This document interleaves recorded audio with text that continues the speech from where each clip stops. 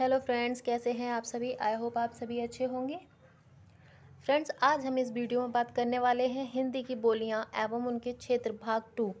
इससे पहले वाली वीडियो में हम भाग फर्स्ट पर बात कर चुके हैं, यानी कि फर्स्ट भाग हम पहले ही अपलोड कर चुके हैं। आप फर्स्ट पार्ट 1 को देखने के लिए वीडियो के डिस्क्रिप्शन बॉक्स में जाकर पार्ट 1 देख सकते हैं। और फ्रेंड्स, अगर आपको वीडियो अच्छी लगे तो वीडियो को लाइक करें, शेयर करें और चैनल को सब्सक्राइब करें। साथ ही साथ बेल आइकन को भी प्रेस कर दें, जिससे कि आपको वीडियो की नोटिफिकेशन मिल जाए। तो चलिए फ्रेंड्स, स्टार्ट करते हैं। हिंदी की बोलियां एवं उनके क्षेत्र, पार्ट नंबर 2 यानी कि भाग 2। ब्रज भाषा। ब्रज भाषा और केंद्र मथुरा, यानी कि जो ब्रज भाषा है उसका केंद्र कहाँ पर है? मथुरा में। साहित्यिक दृष्टि से हिंदी भाषा की सबसे महत्वपूर्ण बोली है। क्या है? बोली। साहित्यिक महत्व के कारण ही इसे ब्रज बोली नहीं ब्रज भाषा की संज्ञा दी गई। यानी कि साहित्यिक महत्व के कारण ही इसे ब्रज बोली नहीं ब्रज भाषा की संज्ञा दी गई है। मध्यकाल में इस भाषा ने अखिल भारतीय विस्तार पाया। बंगाल में इस भाषा से बनी भाषा का नाम ब्रजबुली पड़ा।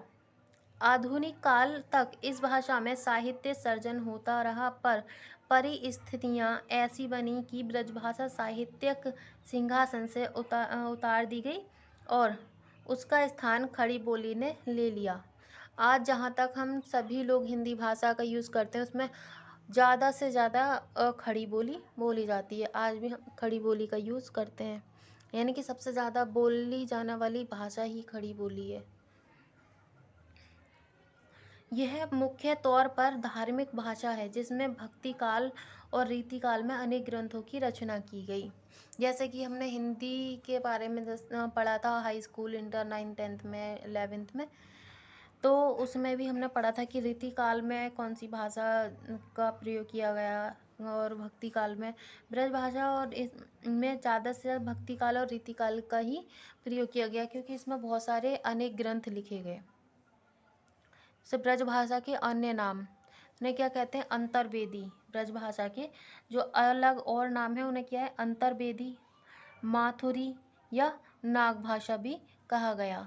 और उपभाषा क्या क्या है इसकी? यहाँ उपबोलियाँ भुक्सा, जादोबादी, डागी, भरतपुरी, कठेरिया, गांवबारी और ढोलपुरी, सिकरवाड़ी। बोलने वालों की संख्या लगभग 3 करोड़। यानी कि जो ब्रज भाषा है उसको लगभग कितने लोग बोलते हैं? कम से कम 3 करोड़ लोग इस भाषा का यूज़ करते हैं। जैसे नमूना, एक मथुरा जी के चौबे थे, यानी कि एक मथुरा जी के चौबे थे या हैं जो दिल्ली को चले। गाड़ी बारे, बनिया से चौबे जी की भेंट है गई, तो वे चौबे बोले, अरे भैया सेठ कहाँ जाएगो? वो बोलो, महाराजा दिल्ली जाऊंगो। तो चौबे बोले, भैया हमऊ बिठैलिए। बनिया बोलो, 4 रुपया चलेंगे भाड़े के। चौबे बोले, अच्छा भैया 4 ही देंगे। यानी कि ये जो ब्रज भाषा इस तरीके से बोली जाती है। जैसे हम बोलते हैं कि थे, जैसे दिल्ली, तो यहाँ दिल्ली को, यानी कि को पे 2 मात्राएं लगा दी, को हो गया। चले, यानी कि 2 मात्राएं लगा दी, चले। बारे,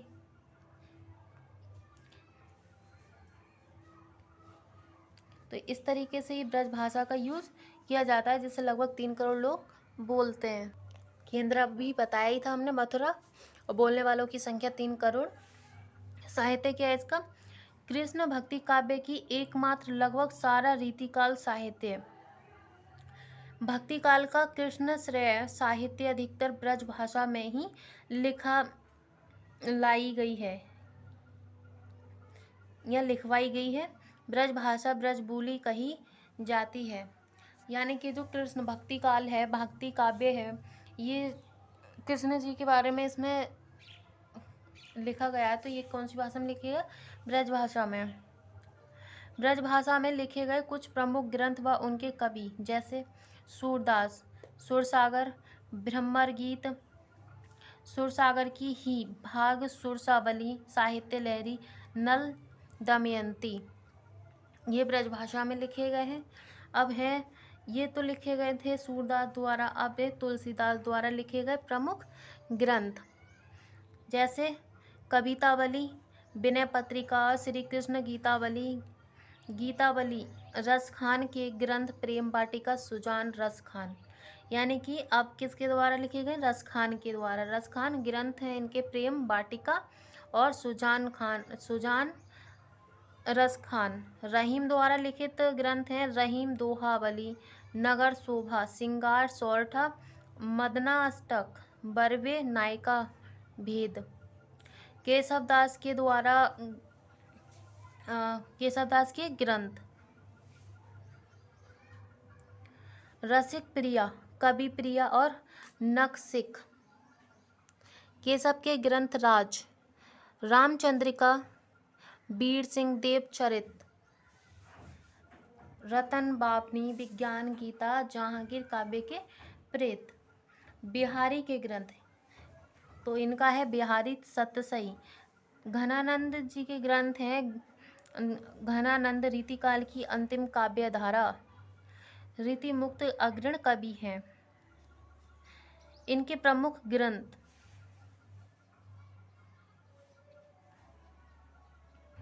सुजान हित,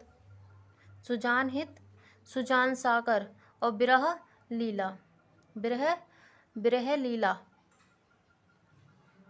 भारतेंदु हरिश्चंद्र जी की काव्य की प्रमुख भाषा ब्रजभाषा ही है। जैसे अंतरार्ध, भक्तमाला, होली, वर्षा विनोद, बंदर सभा, प्रेम मालिका, प्रेम माधुरी, वर्षा विनोद, गीत गोविंद आनंद, दान लील, दशरथ विलाप।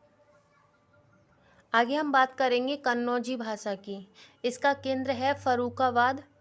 कन्याकुंज नगर के नाम पर नामकरण। डॉक्टर धीरेन्द्र वर्मा के अनुसार ब्रजभाषा की ही एक उपबोली ब्रज पूर्वी ब्रज कहा। अन्य नाम कन्नौजिया तथा कनौजी। आचार्य किशोरीदास वाजपेयी ने इसे पांचाली नाम दिया। यानी कि कन्नौजी भाषा को किशोरीदास वाजपेयी ने पांचाली नाम दिया। उपबोलियां हैं इसकी अंतर्वेदी, तिरहारी, पचरुआ, भुगजा, इटावी, बागराही, शाहजहांपुरी और पीलीभीती। आगे है, इसके लिए प्रसिद्ध कहावत है कि कोस कोस पर पानी बदल लुई कोस पर बानी। यानी कि जैसे कि अलग अलग, जैसे जिस जिस क्षेत्र में हम जाते हैं वहाँ की भाषाएं बदलती रहती हैं। जब ऐसी हो गया कि कोस कोस यानी कि थोड़ी बहुत दूर चलने के बाद में जब भाषाएं बदल जाती हैं, यहाँ हम अन्य किसी राज्य में पहुँच जाएं या किसी अलग क्षेत्र में पहुँच जाते हैं तो हमें अलग ही अलग तरीके की भाषाएं सुनने को मिलती हैं। कमूलदास द्वारा रचित अभिमन्यु वध कन्नौजी में रचित है। यानी कि जो कमूलदास ने रचा है, यानी कि उसकी रचना की है, वो है अभिमन्यु वध। यानी अभिमन्यु वध उनकी रचना है और ये किस भाषा में रचित है? कन्नौजी भाषा में। कन्नौजी बोली का क्षेत्र, यानी कि कन्नौजी जो बोली है वो कहाँ कहाँ बोली जाती है? तो कन्नौजी तो कन्नौज में बोली जाती है, हरदोई, पीलीभीत, शाहजहांपुर, फर्रुखाबाद, मैनपुरी, इटावा, कानपुर, औरैया। अन्य क्षेत्र बरेली और फरीदपुर, नवाबगंज तहसील। यानी कि सारे के सारे यूपी के राज्य हैं ये। सभी क्षेत्र यानी कि जितने भी ये यहाँ पे शहरों के नाम हैं, ये इसमें कुछ शहर भी हैं और कुछ ज़िले भी हैं। ये कहाँ के हैं? यूपी में ही है। और यूपी में भी कई तरीके की भाषा है, जैसे कि अब इन क्षेत्रों में कन्नौजी भाषा बोली जाती है। अलग अलग क्षेत्रों में, जैसे कि अभी पीछे हमने एक कहावत पढ़ी थी। कहावत क्या थी वो? कोस कोस पर पानी बदले दुई कोस पर बानी। वैसी हो गया ना। आगे बदायूं की बदायूं की बदायूं तथा दातागंज तहसील, सीता की मिश्रित तहसील। जैसे नमूने के तौर पे हम पढ़ लेते हैं कि अलग अलग जैसे भाषाएं बोली जाती हैं। अभी मैं जिस भाषा में बात कर रही हूँ वो एकदम शुद्ध और खड़ी बोली है। इसमें कहीं पे कोई भी अलग तरीके से नहीं बोला जा रहा और ज़्यादा से ज़्यादा हम सभी लोग इसी भाषा का यूज़ करते हैं। लेकिन जो अब नमूना हम पढ़ने जा रहे हैं वो एकदम अलग है। जैसे कि हम क्या पढ़ेंगे, कन्नौजी भाषा का नमूना। यानी कि फॉर एग्जाम्पल में, एक जने के दो लड़िका हते, उनमें से छोटे ने बाप से कही कि हे पिता, मालू को हिस्सा जो हमरी चाहिए। यानी कि एक कोई लोग हैं, उनके दो लड़का हैं, उसमें से जो छोटा बेटा है वो कहता है अपने पिता से कि मेरे हिस्से का जो है वो उसको दे दे, यानी कि मुझे दे दे। सो देऊ, यानी कि मुझे दे दो। तब उनमें मालू उन्हें बांट दियो, यानी कि उनके जो पिता ने वो जो चीज़ थी उसकी बंटवारा जिसे कहते हैं, उन्होंने बांट दिया। और थोड़े दिनन पीछे छोटे लड़िका ने सब कुछ इकट्ठा करी के एक दूरी के देश को चलो गओ। यानी कि उसने जितना उसके हिस्से में आया था उसने सबको इकट्ठा किया और दूर प्रदेश के लिए चला गया। जैसे कि आजकल लोग चले जाते हैं वो, लेकिन अलग तरीके से जाते हैं। और कुछ लोग जो होते हैं अपना सब कुछ उठाया और इकट्ठा किया और चल दिए, और जब तक था तब तक खाया पिया और फिर वापस घर पर लौट आए। आगे जैसे और हुआ यानी कि वहाँ पर जहाँ वो गया था। हुआ का मतलब जहाँ वह गया था।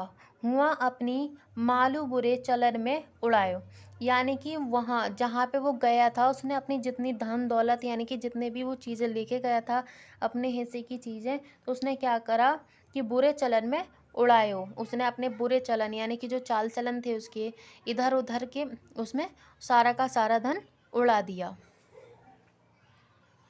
कन्नौजी की विशेषताएं, यानी कि जो कन्नौजी भाषा है उसकी विशेषताएं। औक्रांत और प्रवृत्ति, जैसे बाड़ो, छोटो, आओ, गाओ आदि। ये शब्द ब्रजभाषा में औक्रांत तथा खड़ी बोली में आक्रांत औक्रांत है। जैसे अभी हमें पीछे पढ़ा था कि छोटो बड़ो, जिस तरीके से हम बोलते हैं छोटा बड़ा, लेकिन वहाँ पे कुछ मात्राएं अलग सी लगाई दी जाती हैं, यानी कि वो वहाँ की बोली है। जैसे हमने एग्जाम्पल पढ़ा था। तो चलिए आगे पढ़ते हैं। य के स्थान पर जा का प्रयोग किया जाता है। जैसे कि यमुना, फॉर एग्जाम्पल में यमुना, तो यमुना को क्या बोलते हैं, जमुना। आपने भी सुना होगा, हम भी सुनते हैं या सुना है। बा के स्थान पर बा का प्रयोग करते हैं। जैसे कि वकील, तो क्या कर दिया, दूसरा बा बना दिया। बही का बही, वो का वो। अब नंबर 4 पर आती है बुंदेली। कौन सी भाषा आती है, बुंदेली भाषा। प्रमुख क्षेत्र बुंदेली। बुंदेली भाषा कहाँ कहाँ बोली जाती है भाई, कन्नौजी, बुंदेली तथा ब्रज भाषा के मध्य संधि स्थल का काम करती है। अन्य नाम है बुंदेलखंडी। क्या है, बुंदेलखंडी। उपबोलियां हैं खटोला, बनाफारी, कुंडारी, भदावरी, कुंभारो आदि। याज्ञनिक की प्रसिद्ध रचना आल्हा खंड बनाफरी में लिखी गई है। यानी कि जो आला है वो किस में लिखी गई है, बनाफरी में, बनाफरी भाषा में। कवि इसरी द्वारा रचित फाग बुंदेली की प्रमुख रचना है। उपबोलियों के क्षेत्र उरई, जलौन, हमीरपुर और झांसी, यह है यहाँ पे झांसी, बांदा, चित्रकूट, महोबा, ललितपुर, मुरैना, ग्वालियर, ओरछा, सागर, दमोह, नरसिंहपुर, सिवनी तथा जबलपुर, होशंगाबाद आदि। विशेषताएं हैं इसकी। अ की जगह ई का प्रयोग किया जाता है। जैसे बरोबर, बरोबर की जगह बिसोबर। क्या है, बिसोबर, बिरोबर। ओ की जगह ऊ का प्रयोग किया जाता है। जैसे घोरो, घोरों की जगह घुरवा। ला की जगह र का प्रयोग होता है, जैसे पेड़ों तो परो। बुंदेली बोली प्राय औक्रांत है, यानी कि जो बुंदेली बोली है वो क्या है, औक्रांत। एक नमूना भी देख लेते हैं, जैसे अभी पिछला पढ़ा था हमने नमूना, उसी के अकॉर्डिंग ये भी नमूना दे रखा है। एक जने के दो कुंवर ते, लौरे ने मालकन ते कई के, ए जू मो का धन में से जो मारो हिस्सा होए सो मिलवे आवे, तब उनन अपनो धन बांट दयो। कुछ दिनन भयते कि लौरे कुंवर बोत धन जोर के परदेस जात रहे। माँ लुचमन में दिन खोए और अपनो धन उड़ाए डारो। जैसे कि हमने पीछे पढ़ा था एग्जाम्पल में, ये अगर इसका अर्थ निकालें यानी कि इसका मीनिंग निकालते हैं तो वही इसका मीनिंग है। यानी कि एक जने के दो कुंवर थे, यानी कि एक आदमी के या एक इंसान के दो बेटे थे। लौरे ने मालकनते कई के ए जो मो का धन में से जो मारो हिस्सा होए सो मिलवे आवे, यानी कि उसने अपने पिता से कहा कि जो हिस्सा मेरा बनता है या जो मेरे हिस्से में आता है वो मुझे दे दो। तब उन्होंने अपनो धन बांट दिया, यानी कि उसके पिता ने उसका जो धन था वो सब बांट दिया। कुछ दिनन भयत, यानी कुछ दिन हुए कि लौरे कुंवर बोत धन जोर के परदेश जात रहे। अब कुछ दिनों के बाद वो जितना भी धन हुआ, यानी कि जितना धन हुआ उसको जोड़ जाड़ के परदेश के लिए चल दिए या चले गए। माँ लुच्चपन में दिन खोए और अपनो धन उड़ाए, यानी कि वहाँ पे अपने जो उल्टे सीधे चाल चलन में सारा का सारा धन उड़ा दिया। अगली भाषा है हरियाणवी। नंबर 5 नंबर पर है हरियाणवी। अन्य नाम है बगरू, जॉर्ज ग्रियर्सन देश वाली। उपबोलियाँ हैं जाटू, अहीर बाटी, डॉक्टर नानक चंद के अनुसार। यानी कि जो उपबोलियाँ हैं वो किसके अनुसार है, डॉक्टर नानक चंद के अनुसार। हरियाणवी का क्षेत्र, यानी कि हरियाणवी भाषा जो है वो कहाँ कहाँ पर बोली जाती है, तो ये है करनाल में बोली जाती है, रोहतक में बोली जाती है, पानीपत में, हिसार में बोली जाती है, जिंद में बोली जाती है, और बहादुरगढ़ में बोली जाती है, दादरी में बोली जाती है, और महेंद्रगढ़ में, नारनौल में, रेवाड़ी आदि में हरियाणवी भाषा का यूज़ होता है। हरियाणवी बोली की विशेषताएं, ला की जगह ल का प्रयोग किया जाता है। आपने ये वाला ल बहुत जगह पर देखा होगा, जैसे काला, इसे हम वैसे क्या है, इसको ये का की तरह दिख रहा है, इसको क्या बोलेंगे, काला। माला, और ये लिखा हुआ है बादक, यानी कि बादल, बादल आदि। न की जगह ण का प्रयोग किया जाता है, जैसे होना, पानी, उठना, अपना। ठीक है, यानी कि ये हो गया होना, ये हो गया पानी, और ये हो गया उठना, और ये हो गया अपना। आगे हरियाणवी में अठे अठे अठे हटे इत उरे किब आदि ये शब्द बोले जाते हैं। आपने हरियाणवी भाषा सुनी होगी, देखी होगी, और हो सकता है आप जो देख रहे हैं वो भी कोई हरियाणवी जो भाषा आपको अच्छे से आती होगी। हरियाणवी बोली में ध्वनि लोप पाया जाता है। अंगूठा की जगह गूठा, 71 की जगह 71, स्कूल की जगह स्कूल, यानी कि इस तरीके से बोला जाता है। जैसे कि 71 फॉर एग्जाम्पल में 71, तो 71 की बोला 71, स्कूल का स्कूल। आगे जैसे एग्जाम्पल के तौर पे, एक मानुष के दो छोरे थे, उनमें ते छोटे छोरे ने बापू ते कहा, आके बापू हो धन का जोड़े सा हिस्सा मेरे बाड़े आवे से मन्ने दे दे। तो उसने धन उन्हें बांट दिया, और थोड़े दिना छोटा छोरा सब कुछ इकट्ठा करके परदेश ने चल गया, और उड़े अपना धन खोटे चालन में खो दिया। इससे पहले मैं इसी एग्जाम्पल को दूसरी भाषाओं में, यानी कि कन्नौजी भाषा में और ब्रज भाषा में समझा चुकी हूँ। अब ये वाली भाषा है आपकी हरियाणवी भाषा। आई होप आप सभी समझ गए होंगे। ये वही एग्जाम्पल है जो थर्ड बार मैंने आपको अभी यहाँ पर रिपीट किया, लेकिन ये जो भाषा है वो अलग है। वही है कि एक आदमी के दो बेटे थे, जिसमें छोटा बेटा अपना धन अपने बाप से मांग रहा है और उसके पिता उस धन को बांट देते हैं और छोटा लड़का उसको इकट्ठा उट्ठा करके और परदेश के लिए यानी कि अपने यहाँ वहाँ से चला जाता है और अपने ऐसे वैसे चाल चलन में उल्टे सीधे में और उनको उड़ा डालता है। आगे आता है हिंदी की बोलियां एवं उनके क्षेत्र भाग 3। अब तक हम पढ़ रहे थे भाग 2, अब पढ़ रहे हैं भाग 3।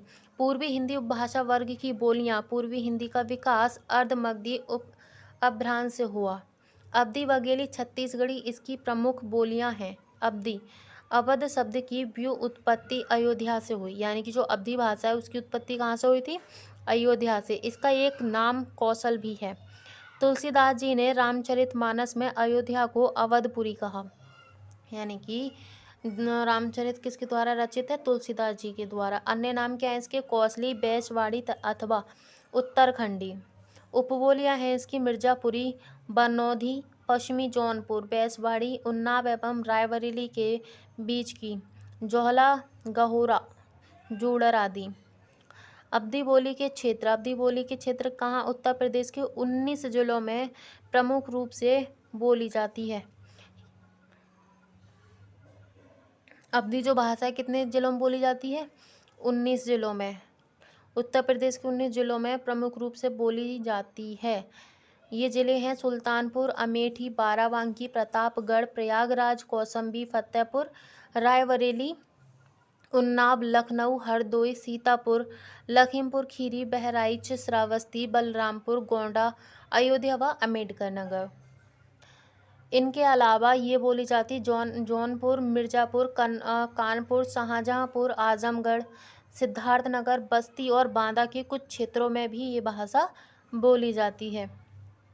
मॉरिशस, फिजी, त्रिनिदाद एवं टोबैगो, सूरीनाम, नेपाल आदि देशों में भी बोली जाती है। यानी कि जो अवधी भाषा है वो मॉरिशस, फिजी, त्रिनिदाद एवं टोबैगो, सूरीनाम, नेपाल आदि देशों में भी बोली जाती है। और इसको बोलने वाले लगभग कितने हैं? अवधी की पहली कृति इसको बोलने वालों की संख्या लगभग 6 से 7 करोड़ लोग इस भाषा को यानी कि अवधी भाषा का यूज़ करते हैं। अवधी की पहली कृति मुल्ला दाऊद की चंदायान है।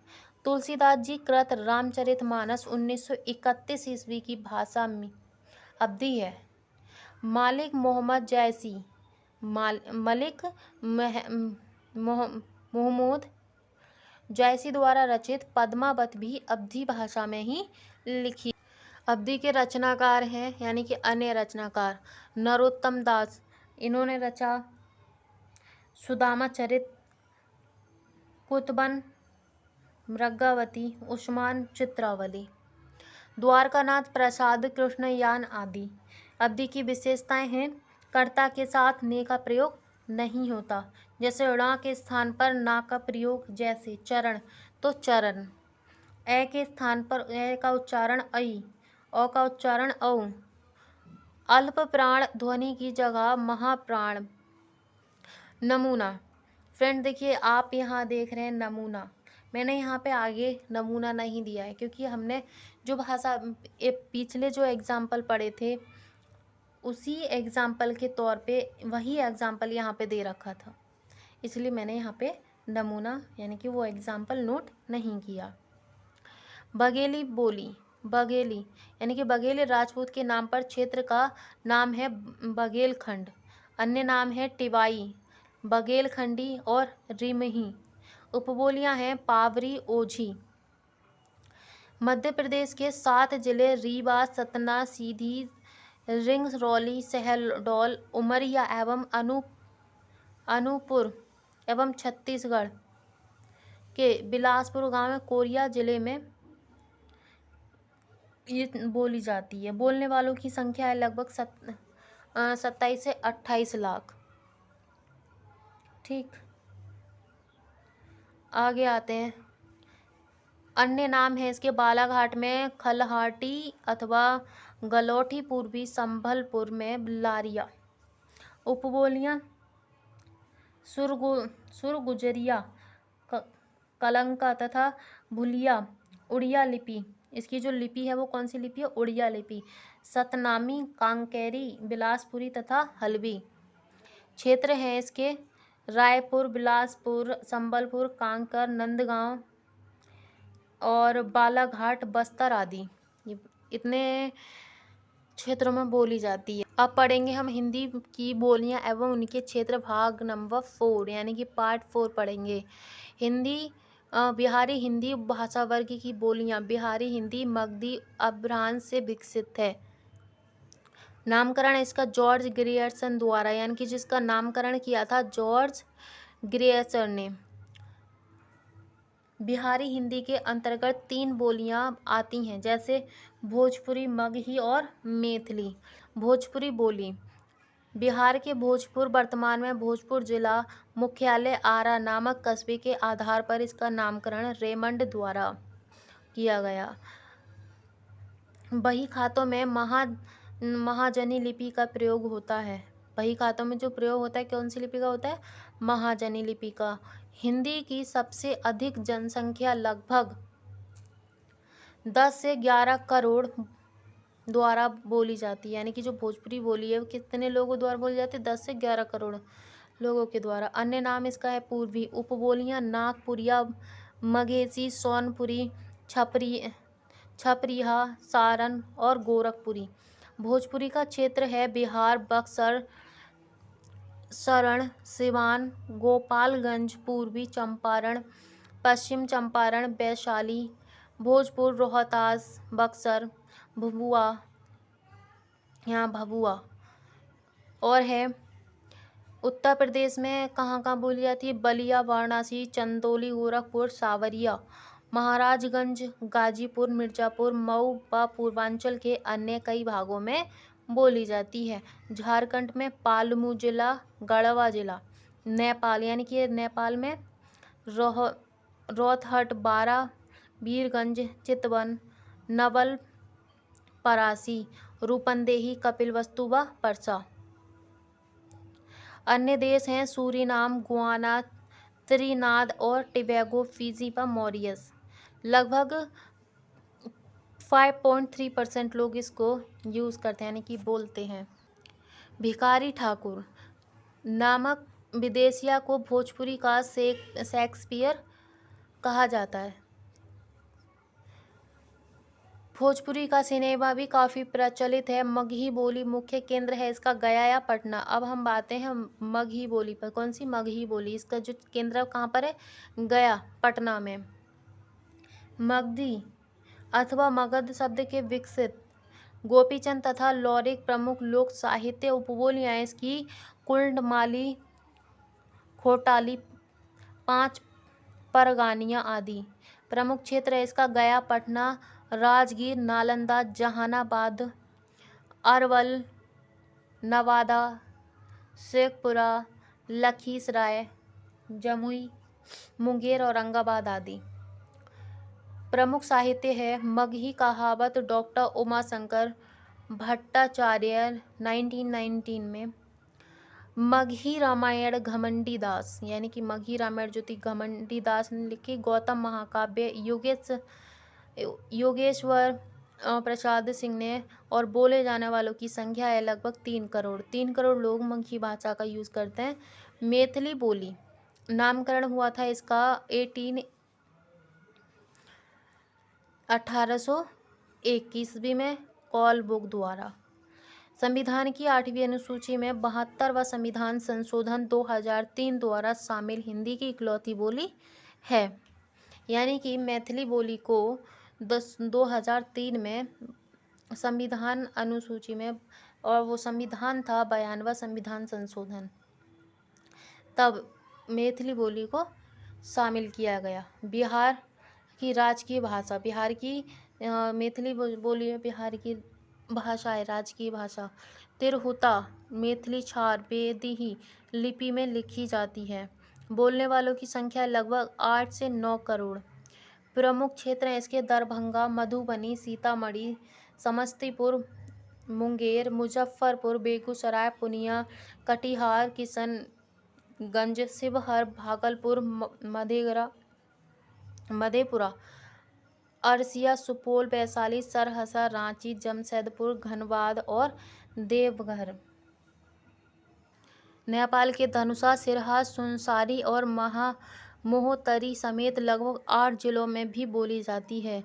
यानी कि हमारे देश के अलावा नेपाल में भी ये भाषा बोली जाती है। विद्यापति मैथिली के प्रमुख कवि हैं। इन्हें मैथिली कोकिल कहा जाता है। यानी कि जो विद्यापति हैं उन्होंने मैथिली भाषा का कवि कहा जाता है। इनके द्वारा रचित पद्मावली, राधा और कृष्ण के प्रेम का वर्णन किया गया है। कीर्ति लता और कीर्ति पताका भी इनकी प्रमुख रचनाएं हैं। इन्होंने मैथिली के लिए देशिल बहुना शब्द का प्रयोग किया है। मैथिली का प्राचीनतम उपलब्ध ग्रंथ है ज्योतिरीश्वर ठाकुर का वर्ण रचनाकार है। पहाड़ी हिंदी उपभाषा वर्ग की बोलियां खस अभ्रांत से विकसित। गढ़वाली, कुमाऊनी पहाड़ी बोलने वालों की संख्या लगभग 1 करोड़। जैसे राजस्थानी हिंदी की बोलियां शोर सैनी अभ्रांत से विकसित। जैसे उत्तर राजस्थानी मेवाती, पूर्व राजस्थानी जयपुर और हड़ौती ढूंढाड़ी, पश्चिम राजस्थानी मारवाड़ी, दक्षिण राजस्थानी मालवी। अब हम पढ़ेंगे संविधान में भाषाएं। एक अलग से ही पार्ट शुरू हो गया। ये हमारा संविधान में भाषाएं भाग 1 यानी कि पार्ट 1। हमारे संविधान में भाषाओं के बारे में 2 जगह वर्णन किया गया है। अनुसूची 8 और भाग 17। अनुसूची 8 में संविधान द्वारा मान्यता प्राप्त 22 आधिकारिक भाषाओं का वर्णन है। भाग 17 में संघ की राजभाषा अनुच्छेद 343 से 351 तक से संबंधित प्रावधान है। 22 भाषाओं के बारे में हम अनुसूची 8 को पहले ही पढ़ चुके हैं। भाग 17 राजभाषा। अध्याय 1 संघ की भाषा। यानी कि संविधान में अध्याय 1 में क्या दे रखा है? संघ की भाषा। अनुच्छेद 343। 14 सितंबर 1949 में संविधान सभा के द्वारा हिंदी को राजभाषा का दर्जा दिया गया, इसलिए राष्ट्रीय हिंदी 14 सितंबर को मनाया जाता है। यानी कि अनुच्छेद 343 में हिंदी को राष्ट्रीय हिंदी का राज्य भाषा का दर्जा मिला था, इसलिए इसको 14 सितंबर को ही इसका, जैसे कि हम लोग जन्मदिन मनाते हैं वैसे ही हम हिंदी भाषा का जन्म दिवस मनाते हैं, क्योंकि इसको राज्य भाषा घोषित किया गया था इसलिए। अनुच्छेद 343 वन में संघ की राज्य भाषा हिंदी और लिपि देवनागरी होगी। संघ की शासकीय प्रयोजनों के लिए प्रयोग वाले अंकों का रूप भारतीय अंकों का अंतर्राष्ट्रीय रूप 1, 2, 3 आदि होगा।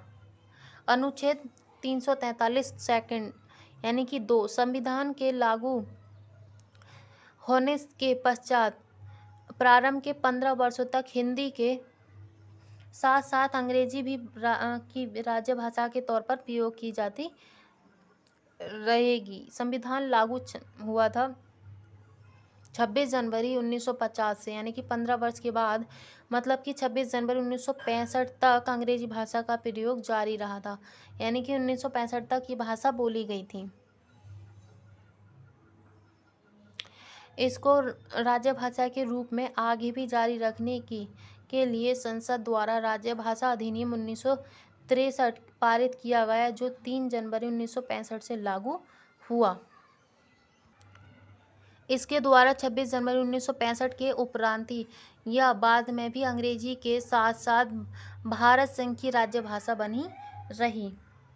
वर्तमान में हिंदी के साथ अंग्रेजी भी भारत संघ की राज्य भाषा है। अनुच्छेद 344 राजभाषा के संबंध में आयोग और संसद की समिति।